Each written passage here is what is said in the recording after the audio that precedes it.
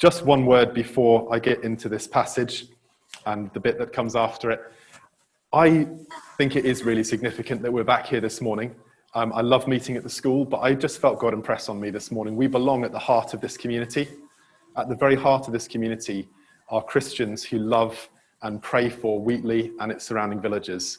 And obviously we're not the only church who is involved in that, but we belong here at the heart of the community. And I just felt like God wanted to remind us of that this morning. Let's be praying for the place where God has placed us, and let's make sure that we are involved at every level with this village and the surrounding ones. Well, if you have been following our preaching plan, you will see that I've actually stolen the end of Jeff's passage, but he didn't pick up on this bit because he was preaching particularly on the parables, so I don't feel that's cheating. But Jesus calms the storm, and then Jesus goes on to perform quite a few other miracles. We're going to look at those today, but I'm just entitling this Jesus verses, okay, because we see Jesus taking on all kinds of things. But I wanted particularly for Virginia to read this passage because Jesus asks his disciples a question. Why were you so afraid? And I don't know, have you ever thought, did the disciples ever talk back? Did they ever kind of give back chat to Jesus? Jesus, you know full well why we're so scared. We can't swim and our boat was sinking. It's a bit obvious, isn't it? Now, we don't read of them doing that, and maybe I'd have got into trouble as a bad disciple if it was me. But the fact is, it's a good question because Jesus asks it, but the answer seems obvious. We're going to come back to that. Before we do, I want to show you something. So we're going to play rock, paper, scissors. Now, if you're at home, please stand up as well. If you're in the hall, can you please stand up? Now, the way we're going to do this, because we can't all play against everybody else, what we're going to do is I'm going to do rock, paper, scissors, and if you lose to me, you need to sit down. If you win or it's a draw, you can stay standing up, and we're going to see who's last person standing, okay? So we're going to go 1, 2, 3, and then show, okay? So 1, 2, 3, rock. Okay, so if you've got scissors, sit down, please. Okay. Oh, weeded them down already. Okay. 1, 2, 3. Oh, any scissors? Sit down again. Oh, we've still got some people standing. There's some people at home. Yes, Ian's still standing by the looks of things. Okay. 1, 2, 3. Oh, he's gone rock again. Scissors, sit down. Oh, we've got 2 strong papers at the back. Okay. Right. Anyone still standing at home? Jemima's still standing? Ivan. Oh. 1, 2, 3. Rock. Oh, they're holding out. They're holding out. Okay. Last time. We'll do this last time. 1, 2, 3. It's paper. Ivan, you're out, I'm afraid. Sorry. Okay, we've got 2 tenacious people at the back. You win. Well done. Very good. Now, I want to continue this game a little bit further, but because of social distancing, I'm going to have to ask Elise to represent the winners. So Elise, can you come up here, please? Okay, and just stand here for a second. Okay. No, you don't have to make a big deal of it. Okay. Can you stand on camera? So just here. Okay, we're going to play just a little bit further because I've got an idea for how I can guarantee beating you. Okay, I'm totally going to beat you. Ready? 1, 2, come on, you have to do this. 1, 2, 3. What's that sign? Jesus. Yeah. Elise has done the Jesus sign. Does Jesus beat rock? Yeah. Okay, because? Because he's Jesus. Okay, I suppose he could have turned the rocks into bread, couldn't he? Okay, okay, I've got a better idea. Okay, ready? 1, 2, 3. Chainsaw must beat Jesus, surely. No? Oh. Okay. 1, 2, 3. Velociraptor versus Jesus? What do we think? You reckon Jesus still wins? Jesus beats Velociraptor. He did make Velociraptors. Okay, last one. Ready? 1, 2, 3. Coronavirus. No. You reckon Jesus beats coronavirus as well? Fine. Okay, you go sit down. Look, the point is this. Jesus beats everything. Okay, silly way of showing it, but serious point. Jesus calms a storm. He then gets to the other side of the lake where he meets what is probably the world's scariest man. This guy has not worn clothes for so long because he is so out of his mind. They try to tie him up with chains and he breaks chains. Can you imagine what this guy's like? He lives among the tombs. You can't imagine what he must look like. And Jesus faces up against the world's scariest man, who the scriptures tell us is possessed by forces of evil, that are causing him to live this tormented life.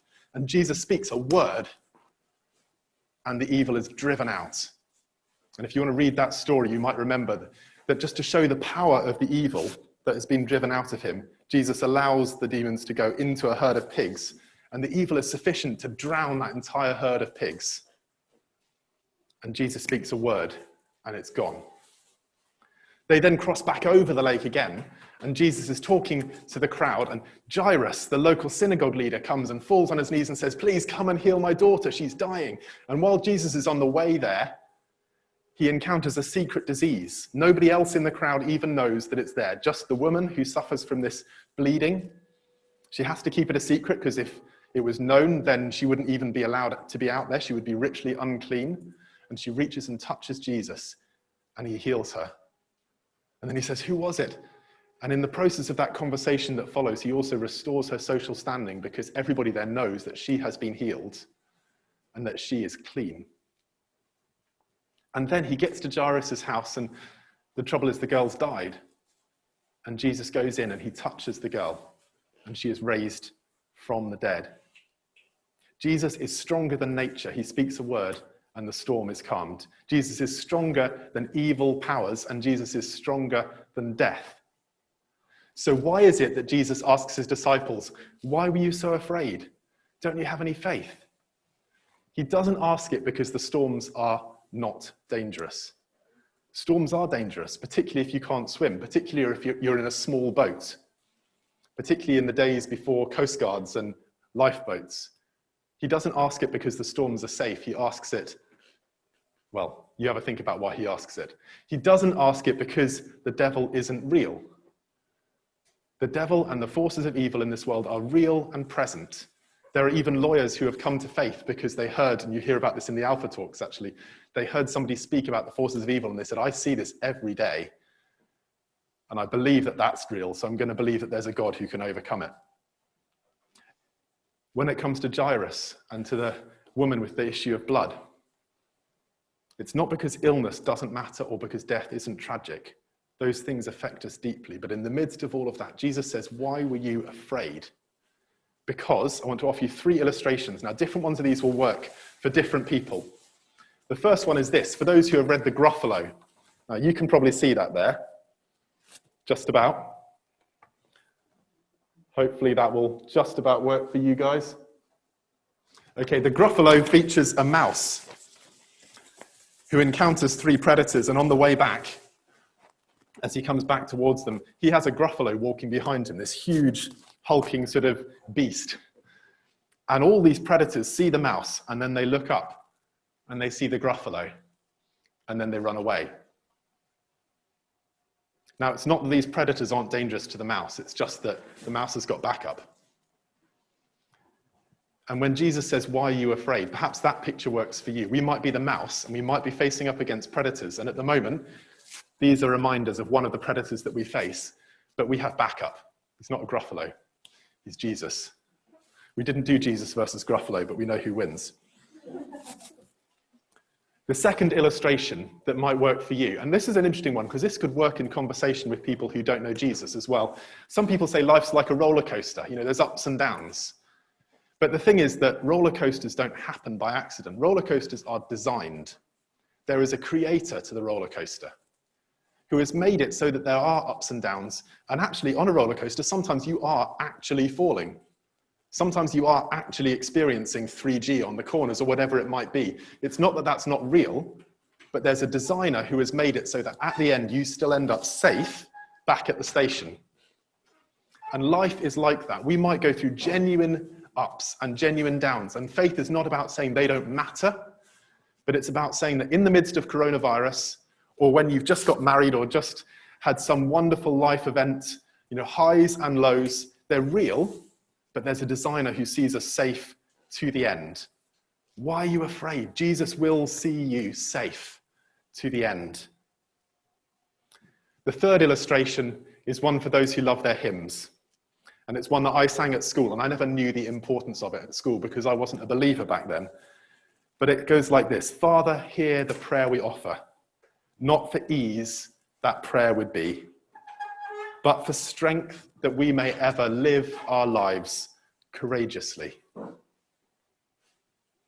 Jesus has overcome everything, which means that we don't have to live lives where all we're trying to do is just live as free from pain and suffering as possible. I'm all for praying for healing. I'm all for seeing people set free from things. But you know what? That is not the most important thing. We are on an adventure with God, and there will be ups and there will be downs, but we get to live it with God. And we get to live courageously. We get to serve God's kingdom. So whichever of those three pictures works for you, Jesus has overcome everything. And because of that, we do not have to be afraid. If there's one thing to take away from today, Jesus has overcome everything. We do not have to be afraid.